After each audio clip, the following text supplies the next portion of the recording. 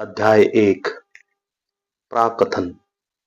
ऐतिहासिक जगत के प्रारंभ से लेकर वर्तमान काल तक मानव समाज में अनेक अलौकिक घटनाओं के उल्लेख देखने को मिलते हैं।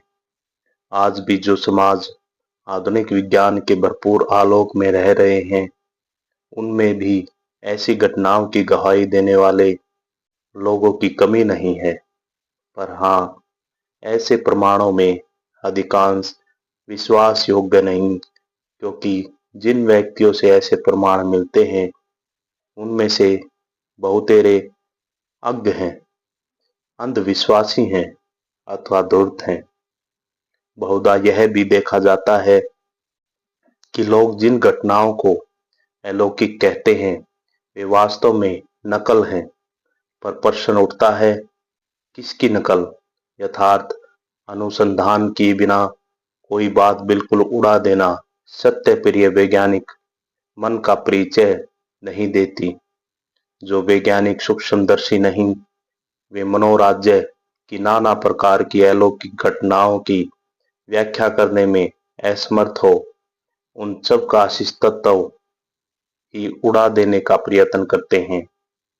अतः वे तो उन व्यक्तियों से अधिक दोषी हैं जो सोचते हैं कि बादलों के ऊपर अवस्थित कोई पुरुष विशेष या बहुत से पुरुषगण उनकी प्रार्थनाओं को सुनते हैं और उनके उत्तर देते हैं, अथवा उन लोगों से जिनका विश्वास है कि ये पुरुष उनकी प्रार्थनाओं के कारण संसार का नियम ही बदल देंगे, क्योंकि इन बाद के व्यक्तियों के संबंध में यह दुआई दी जा सकती है कि वे अज्ञानी हैं, अथवा कम से कम यह कि उनकी शिक्षा प्रणाली दूषित रही है, जिसने उन्हें ऐसे अप्राकृतिक पुरुषों का सहारा लेने की सीख दी और जो निर्भरता अब उनके अवनत स्वभाव का एक अंग ही बन गई है। पर पूर्वोक्त शिक्षित व्यक्तियों के लिए तो ऐसी किसी दुआई की गुंजाइश नहीं। हजारों वर्षों से लोगों ने ऐसी अलौकिक घटनाओं की पर्यवेक्षण किया है, उनके संबंध में विशेष रूप से चिंतन किया है और फिर उनमें से कुछ साधारण तत्व निकाले हैं। यहाँ तक कि मनुष्य की धर्म प्रवृत्ति की आधार भूमि पर भी विशेष रूप से अत्यंत सूक्ष्मता के साथ विचार किया गया है। इन समस्त चिंतन और विचारों का फल यह राजयोग विद्या है। यह राजयोग आजकल के अधिकांश वैज्ञानिकों की अक्षम्य धारा का अवलंबन नहीं करता। वह उनकी भांति उन घटनाओं के असली तत्वों को एकदम उड़ा नहीं देता जिनकी व्याख्या दुरूह हो, प्रत्युत वह तो धीर भाव से पर स्पष्ट शब्दों में अंधविश्वास से भरे व्यक्ति को बता देता है कि यद्यपि अलौकिक घटनाएं, प्रार्थनाओं की पूर्ति और विश्वास की शक्ति ये सब सत्य है, तथापि इनका स्पष्टीकरण ऐसी अंधविश्वासपूर्ण व्याख्या द्वारा नहीं हो सकता कि ये सब व्यापार बादलों के ऊपर अवस्थित किसी व्यक्ति या कुछ व्यक्तियों द्वारा संपन्न होते हैं।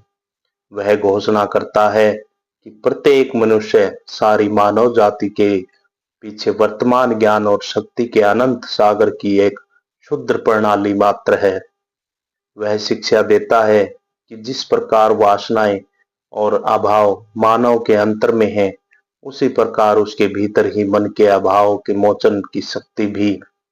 और जहां कहीं और जब कभी किसी वासना, अभाव या प्रार्थना की पूर्ति होती है, तो समझना होगा कि वह इस अनंत भंडार से ही पूर्ण होती है, किसी अप्राकृतिक पुरुष से नहीं।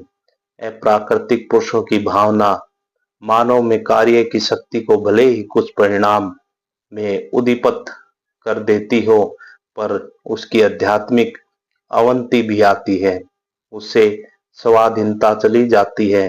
भय और अंधविश्वास हृदय पर अधिकार जमा लेते हैं तथा मनुष्य स्वभाव से ही दुर्बल प्रकृति है। ऐसा भयंकर विश्वास हम में घर कर लेता है। योगी कहते हैं कि अप्राकृतिक नाम की कोई चीज नहीं है, पर हाँ, प्रकृति में दो प्रकार के अभिव्यक्तियां हैं, एक है स्थूल और दूसरी है सूक्ष्म। सूक्ष्म कारण है और स्थूल कार्य है। स्थूल सहज ही इंद्रियों द्वारा उपलब्ध किया जा सकता है, पर सूक्ष्म नहीं। राजयोग के अभ्यास से सूक्ष्मतर अनुभूति अर्जित होती रहती है। भारतवर्ष में जितने वेद मतानुयायी दर्शन शास्त्र हैं, उन सब का एक ही लक्ष्य है और वह है पूर्णता प्राप्त करके आत्मा को मुक्त कर लेना। इसका उपाय है योग। योग शब्द बहुभाव व्यापी है। सांख्य और वेदांत उभय मत किसी न किसी प्रकार से योग का समर्थन करते हैं। प्रस्तुत पुस्तक का विषय है राजयोग। पातंजल सूत्र राजयोग का शास्त्र है और राजयोग पर सर्वोच्च प्रमाणिक ग्रंथ है। अन्य दार्शनिकों का किसी किसी दार्शनिक विषय में पतंजलि से मतभेद होने पर भी वे सभी निश्चित रूप से उनकी साधन प्रणाली का अनुमोदन करते हैं। पातंजल दर्शन सांख्य मत पर स्थापित है। इन दोनों मतों में अंतर बहुत ही थोड़ा है। इनके दो प्रधान भेद ये हैं, पहला तो पतंजलि आदि गुरु के रूप में एक सगुण ईश्वर की सत्ता स्वीकार करते हैं, जबकि सांख्य का ईश्वर लगभग पूर्णता प्राप्त एक व्यक्ति मात्र है, जो कुछ समय तक एक सृष्टि कल्प का शासन करता है, और दूसरा योगीगण आत्मा या पुरुष के समान मन को भी सर्वव्यापी मानते हैं, पर सांख्य मत वाले नहीं। धन्यवाद।